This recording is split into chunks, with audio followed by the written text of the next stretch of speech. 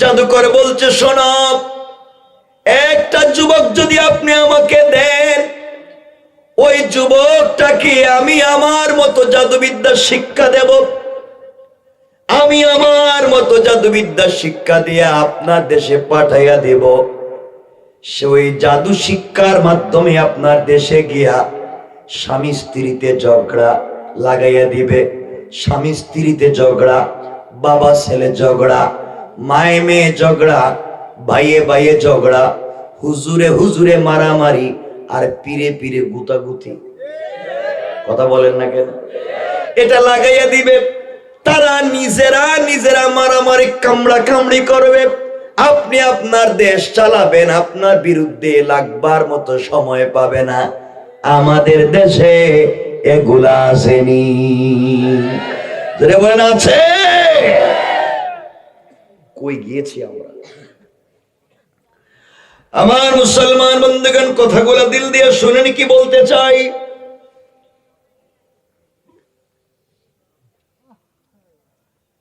আল্লামা জারুল্লাহ জামাখশরী তাফসীরে কাশফে লিখেন,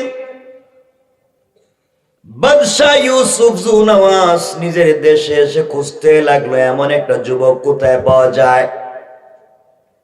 পুরা দেশ খুঁজে একটা যুবককে বের করেছে, যে যুবকের নাম আব্দুল্লাহ বিন তামের অথবা তামুর, যাই বলেন আব্দুল্লাহ। আব্দুল্লাহ বিন তামেরকে বাদশা ডাক দিয়া বলছে, আব্দুল্লাহ,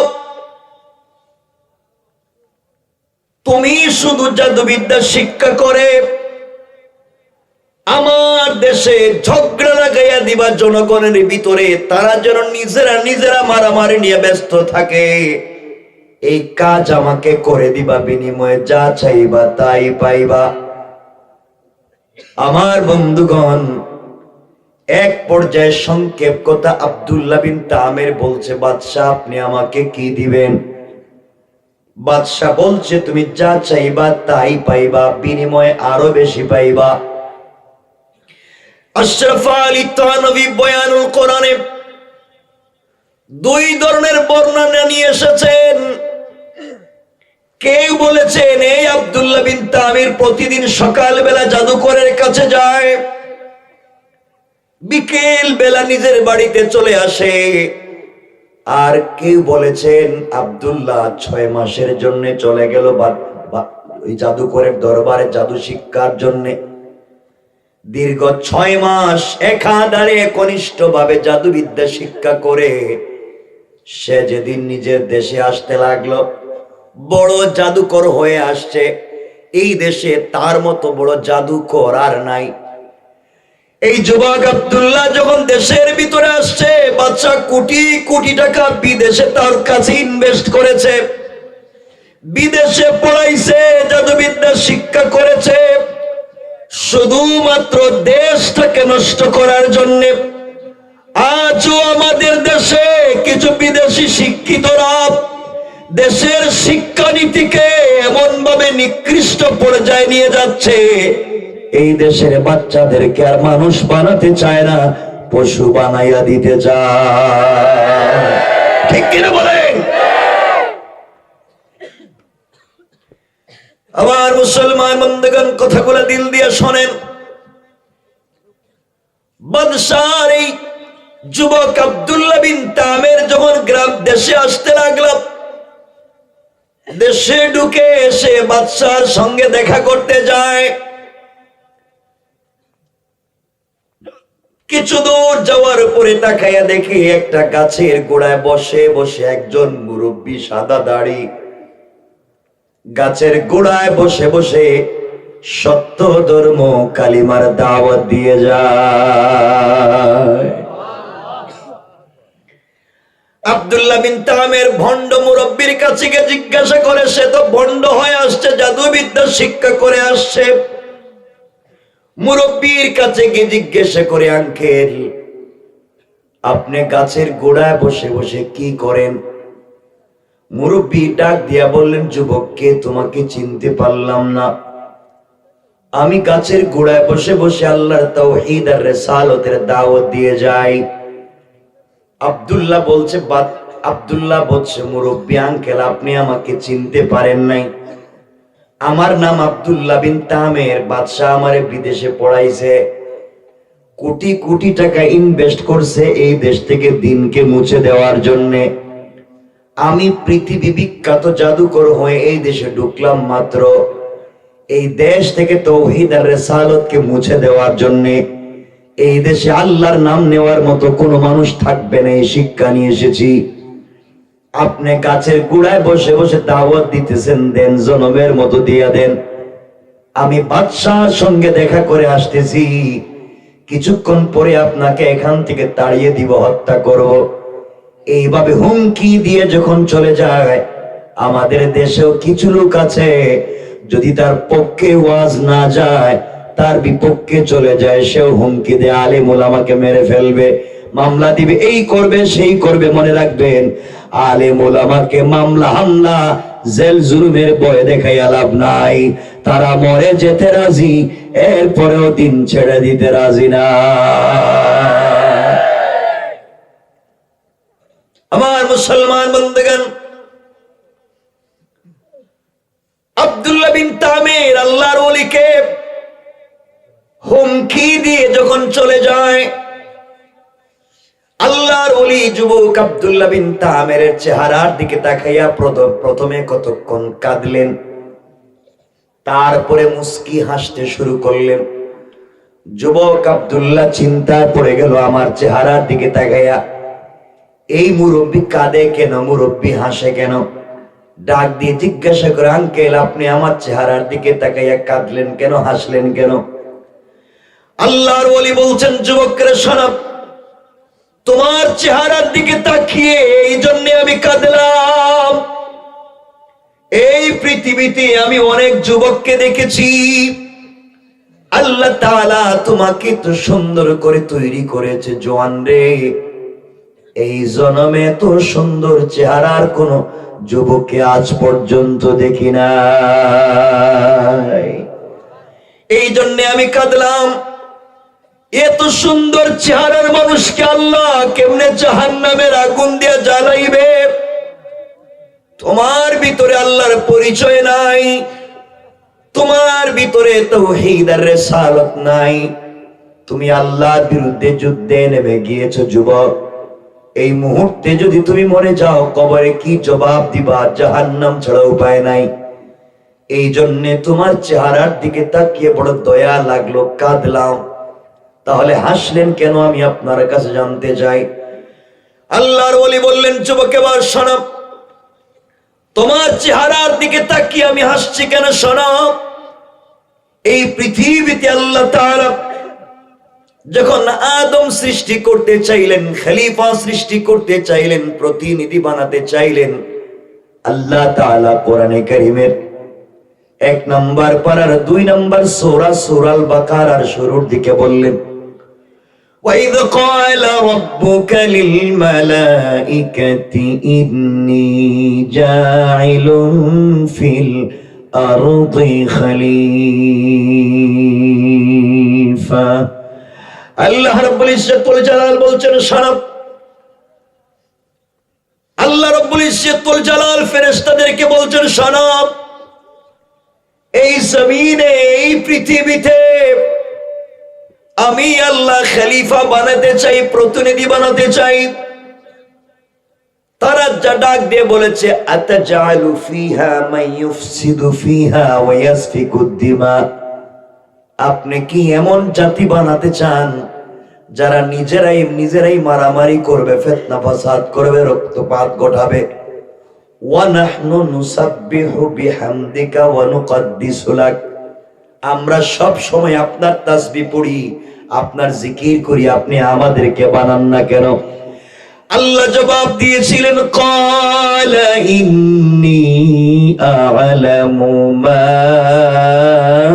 লা তা'লামুন।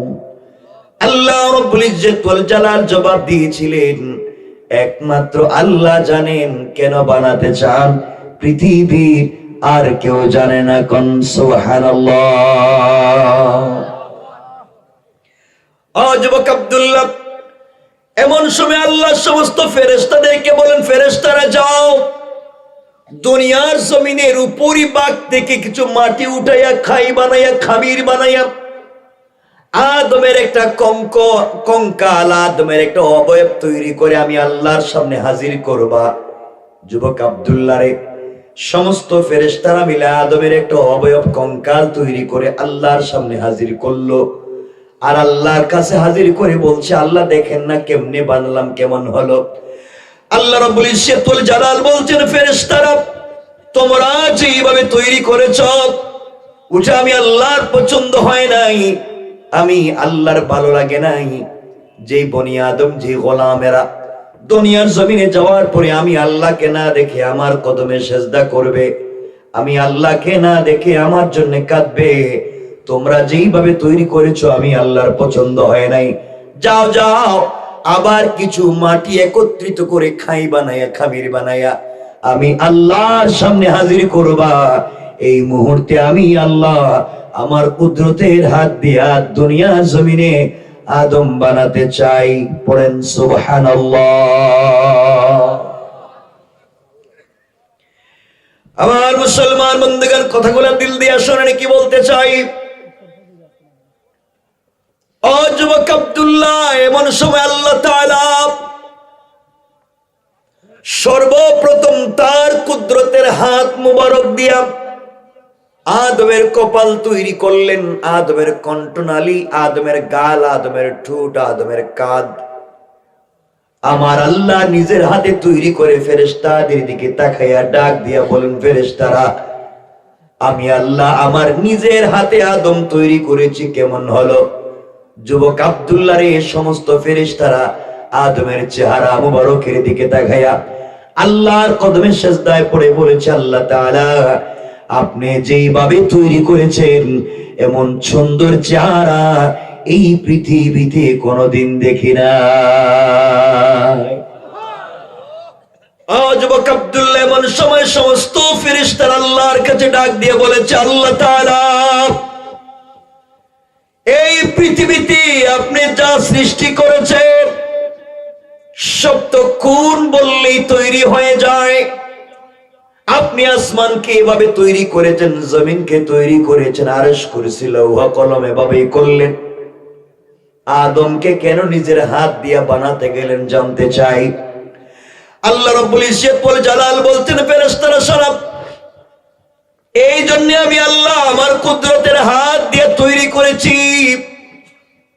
এই আদমের সন্তানেরা দুনিয়ায় যাওয়ার পরে দুনিয়ার লোভে পড়ে, দুনিয়ার মোহে পড়ে, দুনিয়ার লোভ লালসায় পড়ে আমি আল্লাহকে ভুলে যাবে, আল্লাহর কথা মনে থাকবে না। পুরা জিন্দেগি ভর গুনাহ করে করে জাহান্নামের পথে যখন চলে যাবে, কোন একটা দিন এইভাবে তাফসীর মাহফিলে এসে কোরআনের কথা শুনে বাড়িতে যাওয়ার পরে ওই আমার হাত দিয়ে তৈরি করা কপাল আমার কুদরতের পায়ে লাগাইয়া আমার দেওয়া চোখ থেকে দুফোঁটা পানি ছেড়ে দিয়া আমার দেওয়া জবান দিয়ে যখন আমাকে আল্লাহ বলে ডাক দিবে, আমি আল্লাহর কুদরতের কলিজা ঠান্ডা হয়ে যাবে।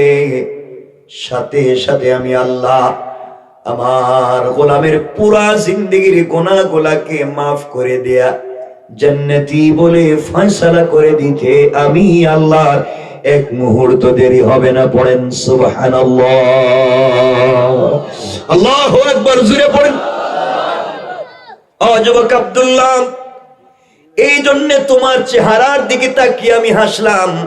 তোমার মতো আহাম্মক, তোমার মতো বেওকুফ আর নাই এই পৃথিবীতে। আল্লাহ তাআলা বলেছেন, যত অপরাধ করো তার কাছে ক্ষমা চাইলে তিনি ক্ষমা করে দিবেন, তার কাছে তওবা করলে ক্ষমা করে দিবেন।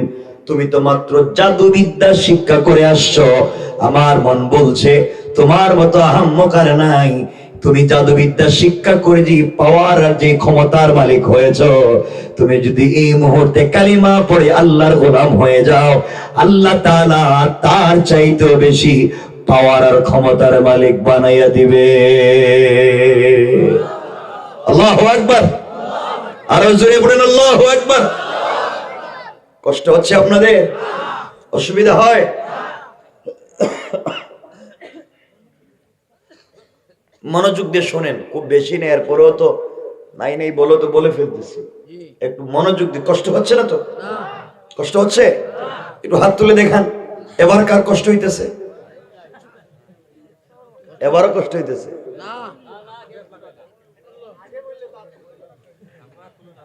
আমার মুসলমান বন্ধুগণ, কথাগুলো দিল দিয়ে শুনেন কি বলতে চাই। এবার যুবক আব্দুল্লাহ বলছে, আঙ্কেল কি বলতে চান? আল্লাহর ওলি বলছেন, যুবক রে, আমি বলতে চাই তুমি যদি কালিমা পড়ে মুসলমান হয়ে যাও, তাওহীদ এবং রিসালাত ওয়ালা হয়ে যাও, তাহলে তুমি যে ক্ষমতা নিয়ে আসছো আল্লাহ তাআলা তোমাকে আরো বড় ক্ষমতার মালিক বানাইয়া দিবে। যুবক চিন্তা করলে, এই মাত্র জাদুবিদ্যা শিক্ষা করে আসলাম, এখন আবার কালিমা কেমনে পড়ি? আল্লাহর ওলি 1 মিনিট তার সঙ্গে কথা বলছেন। যুবক বলছে, আঙ্কেল তাহলে আর দেরি করা যায় না, এই মুহূর্তে আপনি আমাকে কালিমা পড়াইয়া মুসলমান বানাইয়া দেন। আমার মুসলমান বন্ধুগণ, কথাগুলো দিল দিয়ে শোনেন। এক পর্যায়ে যুবক আল্লাহর ওলি, এই যুবকটা কালিমা পড়ে মুসলমান হয়ে গিয়েছে, আর ডাক দিয়া বলছে, আঙ্কেল আপনি না বলেছেন কালিমা পড়ে মুসলমান হয়ে গেলে বড় ক্ষমতা পাওয়া যায়, পাওয়ার পাওয়া যায়? আমি তো কালিমা পড়লাম, কিছুই তো বুঝতেছি না, আমার তো কোনো পরিবর্তন মনে হয় না। আল্লাহর ওলি বলছেন, যুবক রে, তুমি কালিমার অর্ধেক পড়েছো, বাকি অর্ধেক বাকি। আল্লাহর ওলি বাকি অর্ধেক কি কালিমার? তিনি বললেন, শোনো, তোমাকে আমার বুকের সঙ্গে লাগিয়ে একটা চাপ দিব, একটা জাতা দিব। কারণ ইলম সিনা দের সিনা, আল্লাহর পরিচয় এক সিনার থেকে আরেক সিনায় যায়, ওটা শুধুমাত্র কিতাব পড়ে পাওয়া যায় না। এই জন্য জিবরিল আমিন আল্লাহর রাসূলের কাছে এসে বলছেন, ইকরা। রাসূল বলছেন, আমি পড়তে পারি না। আবার বলেন, ইকরা। নবীজি বললেন, আমি পড়তে পারি না। জিবরিল আমিন বলছেন, ইকরা। তিনি বলেন, আমি পড়তে পারি না। জিবরিল আমিন বলছেন, আল্লাহ তাআলা কার কাছে আপনি পাঠাইলেন? কোরআন দিয়া। 3-4 বার বললাম, তিনি তো কিছুই বলতে পারে না। আল্লাহ রব্বুল ইজ্জত ওয়াল জালালের পয়গম্বরকে আল্লাহ রব্বুল ইজ্জত ওয়াল জালাল যে শিক্ষা দিলেন, জিবরিল আমিনকে ডাক দিয়া বলছেন, জিবরাইল, আমার বন্ধুকে তুমি এইভাবে আর কষ্ট দিতে পারো না। এই মুহূর্তে বন্ধুর বুকের সঙ্গে তোমার বুকটা লাগিয়ে চাপ দিবা। ওই একটা চাপের মাধ্যমে 30 পারা কোরআন আমি আমার বন্ধুর সিনার ভিতরে দিয়ে দেওয়ার দায়িত্ব নিয়ে নিলাম। পড়েন সুবহানাল্লাহ। ও যুবক, তোমাকে আমার বুকের সঙ্গে বুক লাগিয়ে একটা চাপ দিব, আশা করছি তুমি আল্লাহর পরিচয় পেয়ে যাবে। আল্লাহর ওলি এই যুবকটাকে বুকের সঙ্গে জড়িয়ে ধরলেন। দেশের প্রশাসন, দেশের সরকার যন্ত্র এবং সরকার এই যুবকের পিছনে টাকা খরচ করেছে, দেশ থেকে দিনকে মুছে দেওয়ার জন্য কৌশল করছে। আর আল্লাহ রাব্বুল ইজ্জত ওয়াল জালাল এবার সিদ্ধান্ত নিলেন, এই যুবকের মাধ্যমেই এই দেশের ভিতরে আল্লাহর দিন জিন্দা করবেন। পড়েন সুবহানাল্লাহ, আল্লাহু আকবার। বাদশাহ যুবক দিয়া এই দেশ থেকে দিনকে মুছে দিতে চায়, আর আল্লাহ সিদ্ধান্ত নিলেন এই যুবক দিয়া এই দেশে দিন জিন্দা করতে চায়। আল্লাহ পারবেন কি পারবেন না? পারবেন কি পারবেন না? আল্লাহর কৌশল। যুবককে আল্লাহর ওলি বুকের সঙ্গে জড়িয়ে ধরলেন, আর আল্লাহকে ডাক দিয়ে বলেছেন, আল্লাহ, এই যুবককে এইমাত্র জাদুবিদ্যা শিক্ষা করে এসেছে, এই দেশ থেকে দিনকে মুছে দিতে চায়, এই দেশে তাওহীদ আর রিসালাত রাখবেন। আল্লাহ, আমি তো এত কঠিন একটা মানুষের জবানে কালিমা চালু করে দিয়েছি, কালিমা জারি করে দিয়েছি, হিদায়াত তো আপনি দিতে পারবেন, আমি ভালোবাসলেও দিতে পারবো না। ইন্নাকা লা তাহদি মান আহবাবতা, ভালোবাসলেই হিদায়াত হবে না, হিদায়াত আপনি দিতে পারবেন। আমি তো তার জবানে কালিমা জারি করে দিয়েছি, বাদশা তাকে দিয়ে দেশ থেকে দিনকে মুছে দিতে চায়। আল্লাহ তুমি কি পারো না তাকে হেদায়েত দিয়া এই দেশে দিন জিন্দা করে দিতে?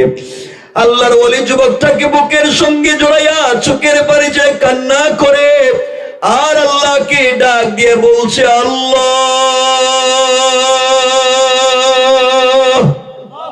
তুমি কি পারো না এই যুবকটাকে হেদায়েত দিতে, এই যুবকের মাধ্যমে জমিনের ভিতরে দিনকে আবার ফিরিয়ে আনতে?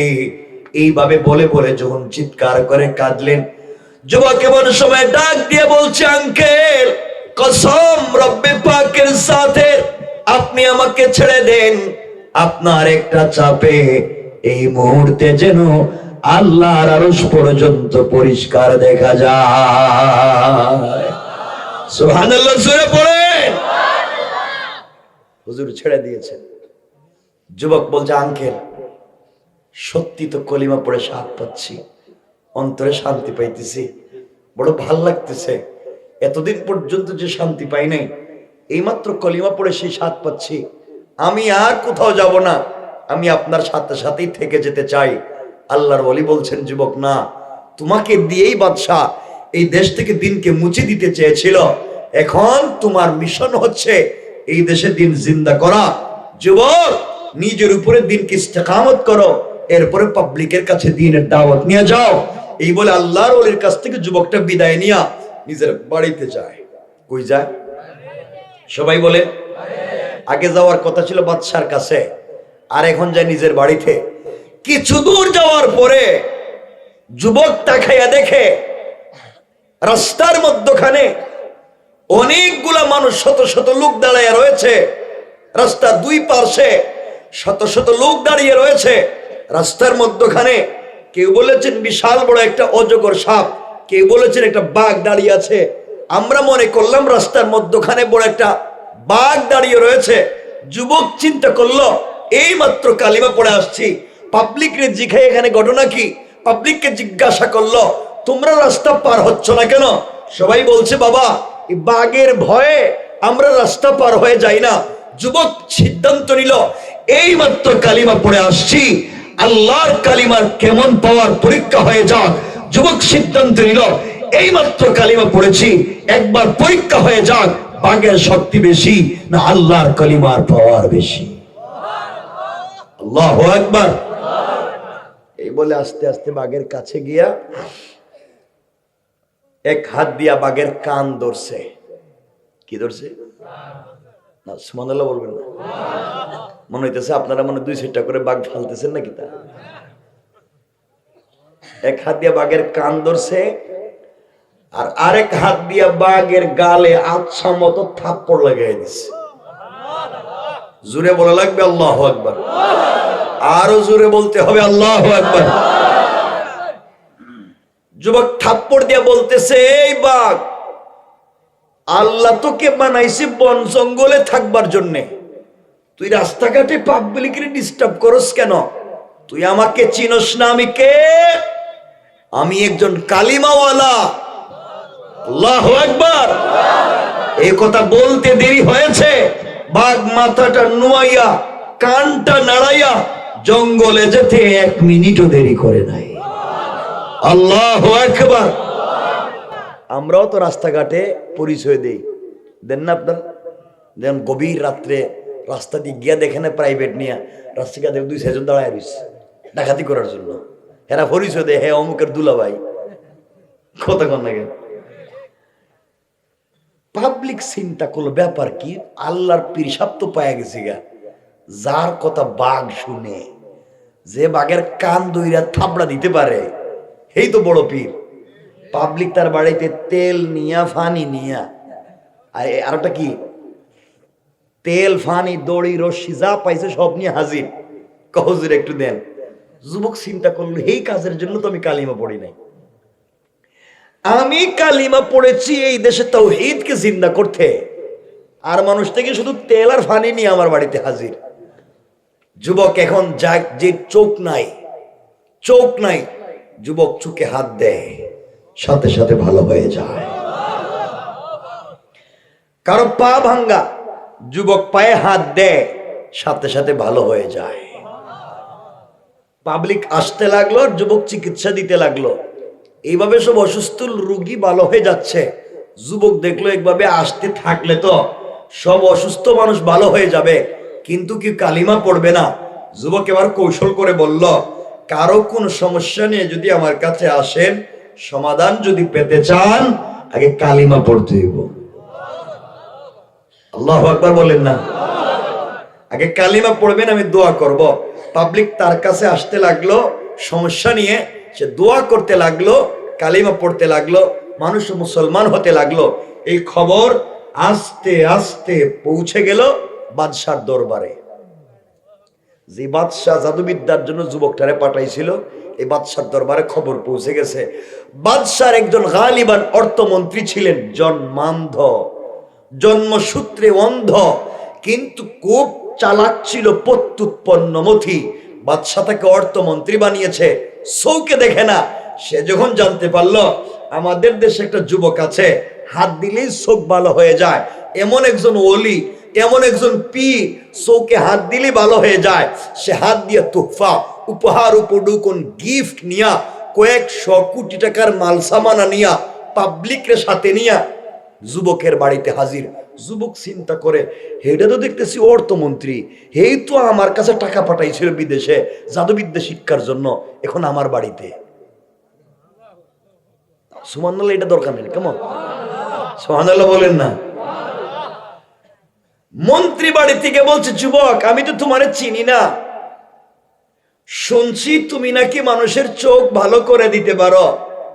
আমি এই দেশের অর্থমন্ত্রী, আমার চোখ কানা, তুমি যদি আমার চোখকে ভালো করে দিতে পারো, জানছি তা তো দিব, আরো বেশি দেব।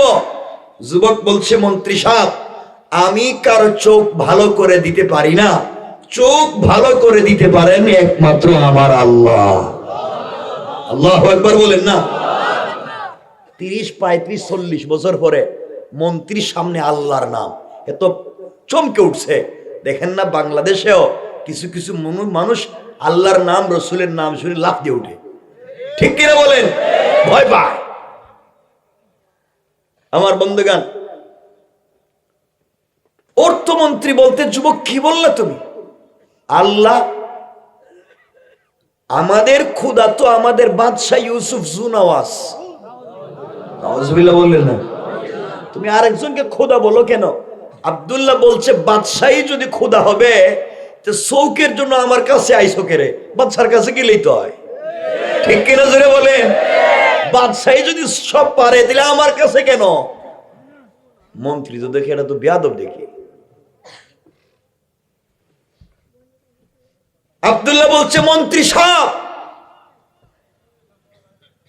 যদি তোমার বাদশাহী খোদা হবে, তার নিজেরই ঠোঁট ঠিক নাই, নিজের পা ফাড়া, হে খাটো বাইটিয়া, কালো মুঠা, এত সুন্দর পৃথিবীর ডিজাইন করে বানাইছে, যে নিজেকে সুন্দর করে বানাইতে পারে না, সে পৃথিবী কেমনে বানাইলো? হে তো নিজেই ঠিক নাই, আপনি কারে খোদা মানতেছেন? ঠিক কিনা জোরে বলেন?